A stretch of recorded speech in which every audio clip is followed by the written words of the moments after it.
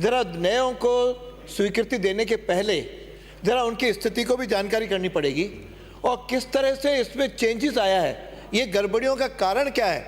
जब मैंने खोजने की कोशिश की तो सभापति महोदय, राजस्थान निजी विश्वविद्यालय अधिनियम 2005 को मैंने पढ़ा, उसे विजिटर का प्रावधान है और विजिटर का अर्थात राज्यपाल राजस्थान के सभी सरकारी विश्वविद्यालय और निजी विश्वविद्यालयों का शैक्षणिक जो मुखिया है वह राज्यपाल होता है और राज्यपाल विजिटर के रूप में उसमें बीच में थे और विजिटर का काम होता था वह जो संविधानीय मुखिया है ताकि उन सारे दस्तावेज़ों की जांच कर सके, उनका निरीक्षण कर सके, उनके दीक्षांत समारोह में जा सके और सब नियामक नियंत्रण की तरह काम करे।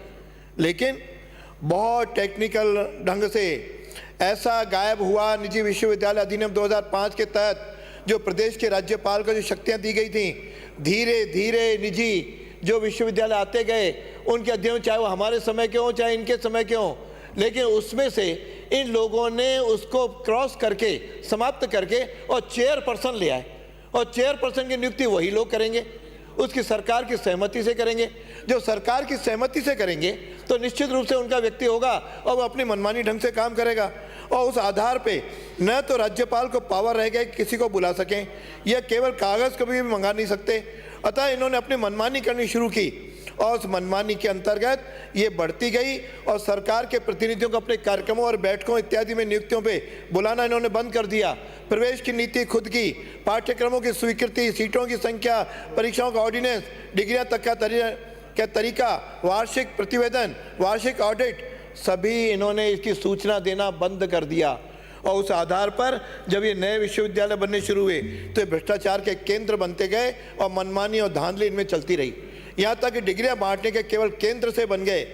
और ये दिखाते हैं स्टाफ की रजिस्टर, और स्टाफ का रजिस्टर फर्जी होता है। यदि माननीय मंत्री महोदय आप पता करना कि स्टाफ वहाँ पे है कि नहीं है। सरकारी विश्वविद्यालयों को तो स्टाफ मिल नहीं रहा है और प्राइवेट यूनिवर्सिटी वाले लिख रहे हैं हमारे पास इतना स्टाफ है, कहीं घर बैठे हैं केवल आकर के महीने या 2 महीने 6 महीने उनसे साइन करा के उनको मोटी रकम दे देते हैं और यहाँ पे कहा जाता है कि ये आपका हमारा केंद्र बन गया, तो स्टाफ नहीं, एडमिशन नहीं और इस प्रकार का कोई स्ट्रक्चर नहीं। अभी बात चली स्ट्रक्चर की और बहुत बड़ी इसमें घोषणाएं की हैं। और जांच कौन कर रहा है?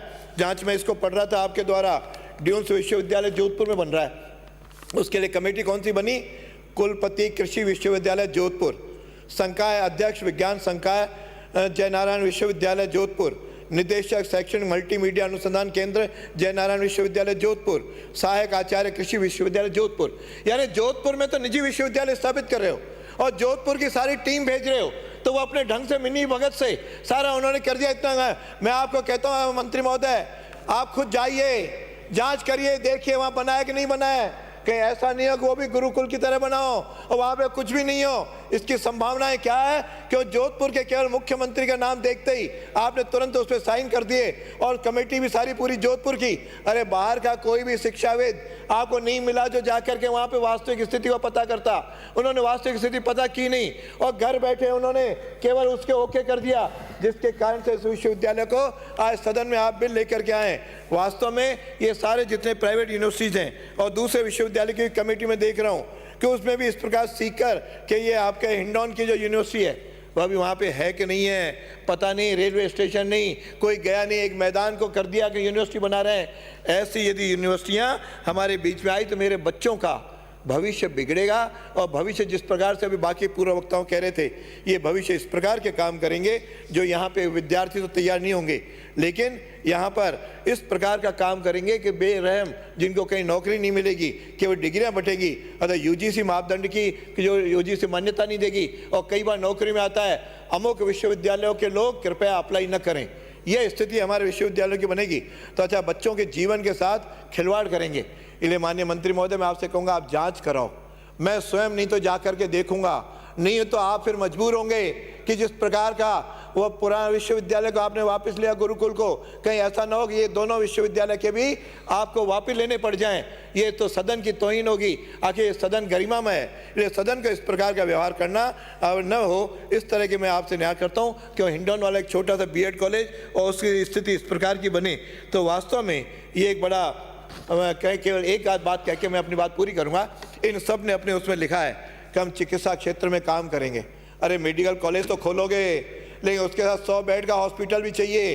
कहीं किसी के पास कोई हॉस्पिटल की सुविधाएं हैं क्या?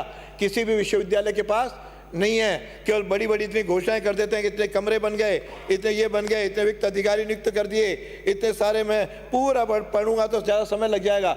इतने सारी केवल खोखली और अपने केवल कमेटी वालों को पैसे दे करके अच्छे होटल में ठहरा करके उनका आओ भगत करके और उसकी स्वीकृति पहले टेबल पर ले लेते हैं, जो निश्चित रूप से एक शिक्षा के साथ सरासर अन्याय है, शिक्षा के साथ एक तरह से लूट है। मैं समझता हूँ कम से कम शिक्षा क्षेत्र तो सरस्वती का मंदिर था, कम से कम इसको तो बख्शते, लेकिन उसको भी ना बख्श करके इसको भी धंधा बना लिया और बड़े सेठ जी आकर के यहाँ पे इस प्रकार का व्यापार करने लगे।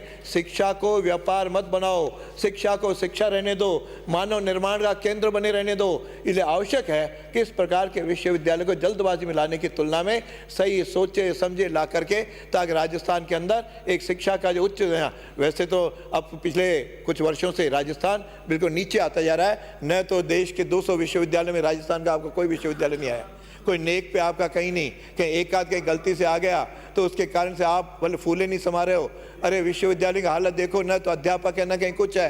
पहले सरकारी विश्वविद्यालयों की स्थिति सुधारो ताकि प्राइवेट में लोग कम से कम जाएं, नहीं तो फिर सारे क्या होते हैं, यहाँ एडमिशन नहीं होते, फिर प्राइवेट की ओर दौड़ते हैं और प्राइवेट दुर्दशा होकर के एक फर्जी डिग्रियाँ लेकर के, एक गलत डिग्रियाँ लेकर के और अपना जीवन बर्बाद कर रहे हैं। इसलिए राजस्थान को बचाया जाए। इसलिए सभापति महोदय, मैं आपसे निवेदन करूँगा कि इन दोनों बिलों को आप 6 महीने के लिए जनमत जानने के लिए इसे प्रसारित करें। धन्यवाद। जय हिंद, जय भारत। श्री बलवान